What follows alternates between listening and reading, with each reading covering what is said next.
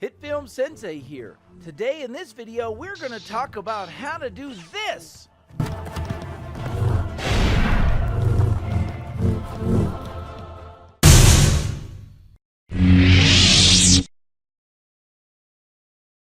All right, so this force push shockwave effect is actually a lot easier than you would think it would be, okay? What you don't want to do when you're filming is this. And action. Hit her. That's not. You okay?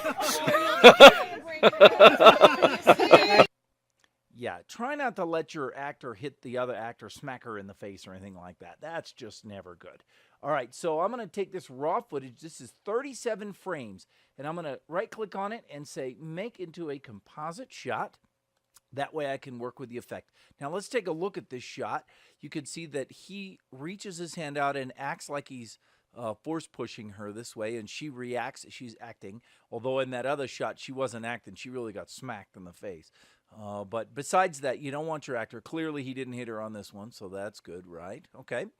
And this is the acting that you have your characters do. Okay, now what we're going to do is we're going to add that force push right, that shockwave right here in the middle of the shot. And so what we're going to do is the first thing you also notice is that the camera is moving. I'm the one controlling the camera. It's my cell phone, and I bring the camera across.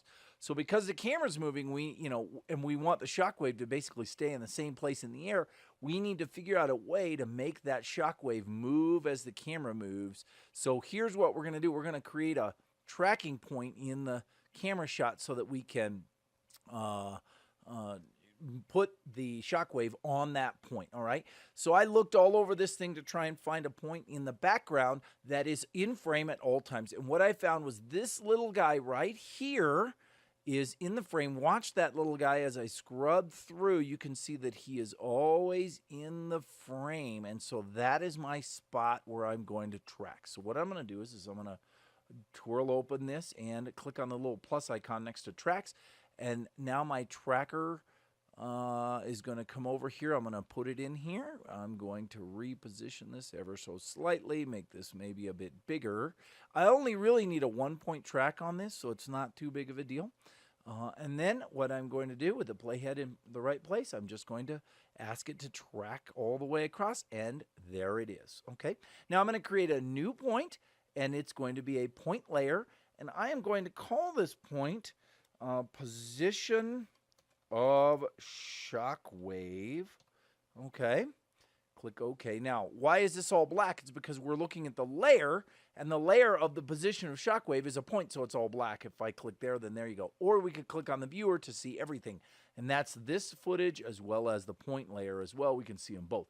Now, what I'm going to do is I'm going to go back to the tracker, and I'm going to say, please transform all of this data to that position of the shockwave point and apply. Okay, so now if I were to look at that point, you can see, and if I even open it up and look at that, you can see that those points have now all been keyframed onto that point, and that point tracks perfectly with that piece of the footage there, right? That little spot on the footage. And that is basically how we're going to make sure that we get that shockwave into place. All right, so now that we've done that, we sort of have to decide where the shockwave first appears. And in this particular shot, and this will depend, of course, on your shot, it's about on the 13th frame or maybe the 12th frame. We're going to go with the 13th frame, okay? Opening back up my media panel, I'm going to take my shockwave and I'm going to bring it in here and drop it here, okay? Now it covers the whole frame, but notice that the shockwave hasn't actually appeared yet. If I go forward 1 frame, it's still not here. It doesn't appear until the 3rd frame of itself. So I'm just going to trim it up a bit. Right? I'm just going to this, and then I'm going to bring it back to, okay, so now it's there, and bang, on the 13th frame of the footage, the shockwave appears, all right? Now, of course, it's covering the whole frame, but it is a beautiful looking shockwave. I picked it up from Film Tech, and I'll leave a description or a link in the description below so you can go find it. It's a free asset. And what I'm going to do is I'm going to right-click on it and say blend mode, change that to add, okay? Now, you can also blend mode, change that to screen, but look, it's just slightly less bright. So I prefer, let's really show you the big shock here. I prefer the blend mode of add instead, just a little brighter, okay? All right, now what I'm going to do is I'm going to make the Shockwave a 3D plane. So that way I can mess with it in 3D. I said, yes, go ahead and make me a camera because it's required. I'm going to go ahead and turn off the camera things here. And now I just need to assign that to the actual point. So I'm going to parent it to the position of the Shockwave point, okay? So now as it's there, you can see that that Shockwave stays with the point, okay? Yeah, and that doesn't look too bad, but it does look a little bit out of skew, doesn't it? All right, so we're going to do a couple of things.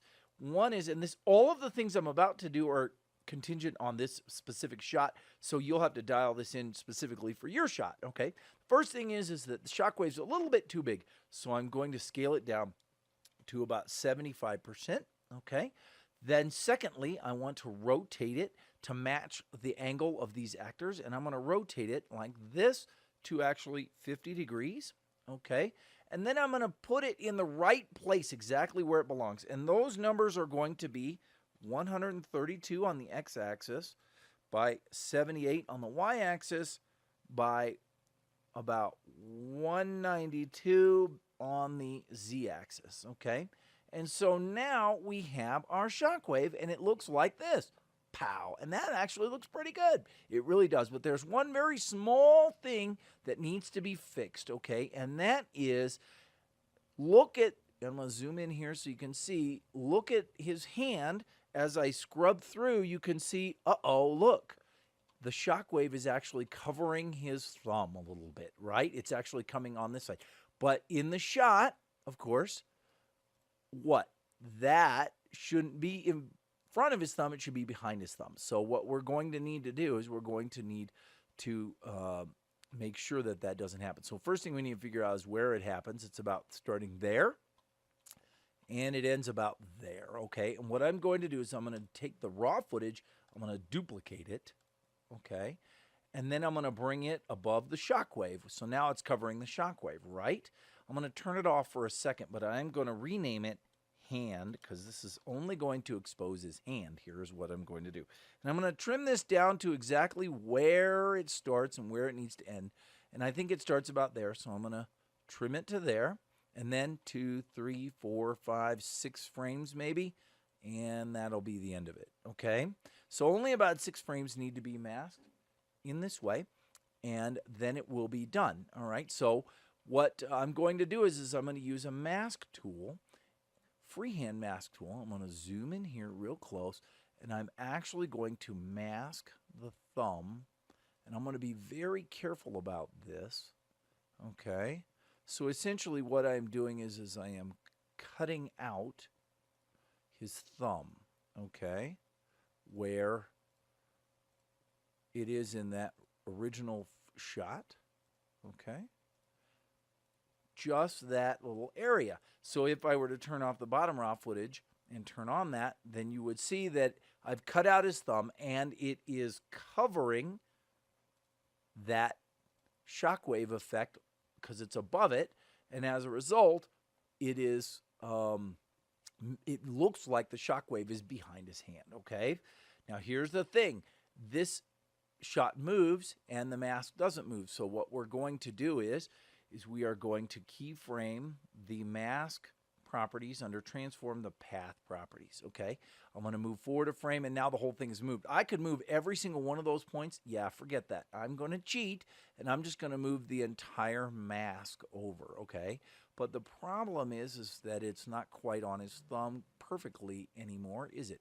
So what I'm going to do is I'm just going to sort of, whoops, excuse me, while I go back to my mask, I'm going to re-grab this, and I'm going to like this, okay? And then I'm going to move forward a frame, and I'm going to move that mask again to cover his thumb, and that's actually pretty good.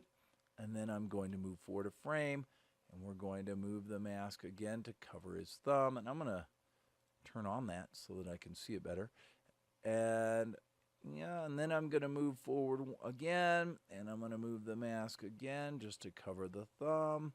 But again, you can see that it's a little bit askew, so I'm going to just adjust it so slightly.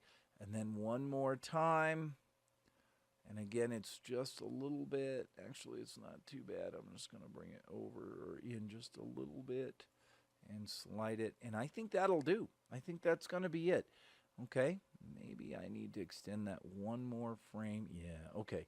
And now that's it. So now if you look at that shot, you can see that the thumb is in front of that. And so now if we pull this out to the full shot, you can see, pow, it looks great. And even where that thumb is there, if I were to turn that off, you can see, yeah, it looks much better because it looks like the Shockwave is actually behind his thumb, but in front of her, it's in between them. And that's exactly what we want. So that's basically how I created the Shockwave force push effect that was in this video. So if you have any questions, drop them in the comments below. Otherwise, thanks for watching.